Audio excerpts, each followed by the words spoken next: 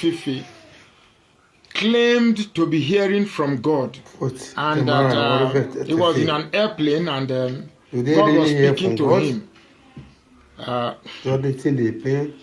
You know, whenever I'm analyzing these topics, I truly don't know who to be angry at. Should I be angry at these men of God, so-called men of God, or should I be angry at the vulnerable, gullible people who actually believe in them?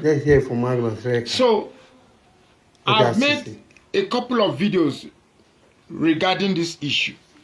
You know, the difficulty I find in letting people understand my perspective is the fact that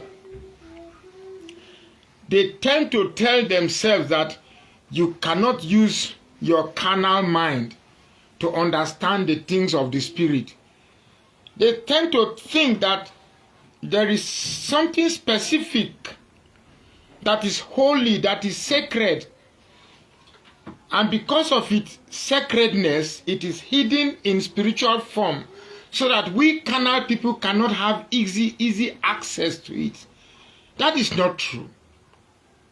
That is not true. I don't think God, who created this world, would want to pass message to his creation and decide to encode it or encrypt it in such a way that only special people will have access to that message. I mean, I find it difficult to say let's reason, because that part of your brain I want you to use to reason, some people have told you not to use it to reason, because if you use it to reason, you won't understand the things of God. I mean, it's confusing. Now, a supposed man of God sat in the plane and pretend he was in a trance, and somebody was filming him, and a voice came out, "My son, don't forget to carry my people along." Yes. Then he woke up as if he just came out of the trance. He started saying, "Oh God, thank you, Lord, thank you." I mean, did God tell him that at so time I will call you? And because he knew God was going to call him around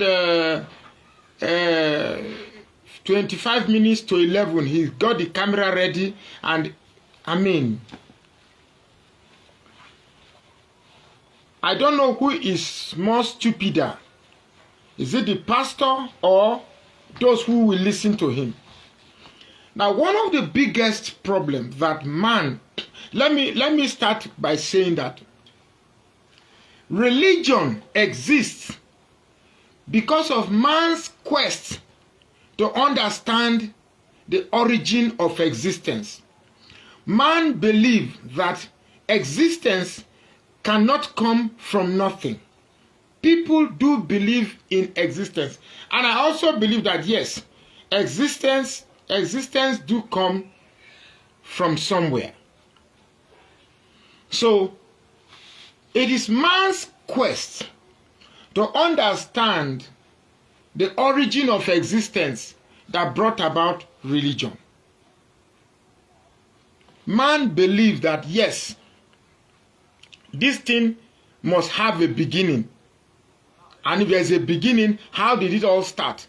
So, it is also man's quest to understand existence that brought about science. Now, science is fact. Religion is faith. You need to have faith to understand religion. You need to have evidence to prove science. Okay. Is science and religion conflicting about existence? Because science believes in a big bang. Religion believes in the beginning. There was God who created everything. So I don't want to go there. But the topic is, did Pastor Jeremiah really heard from God? One of the biggest mistakes that religious people do is trying to assign physicality to God. I did a video where is it about God? Does God really exist? People did not even understand where I was coming from. Religion has so blinded the mind of people such that just even mentioning God alone, you get some people offended. So, if God were to speak with you, is it in English or your language? Jeremiah na Urobo, Motefifi na Urobo, abi na Shekiri? Na Shekiri abi? Na Delta, you're not too sure. Okay. So, which language did God use to speak to you? You see, that's why I said you are trying to assign a language. See, language, color, height, fat, thickness, picture. These are all properties of physicalities. And when you try to apportion this physicality to God, you reduce him. Is God a male or a female? You get me? Does he eat with people? Does he? God. Sometimes I look at this. Somebody was commenting in one of my threads yesterday that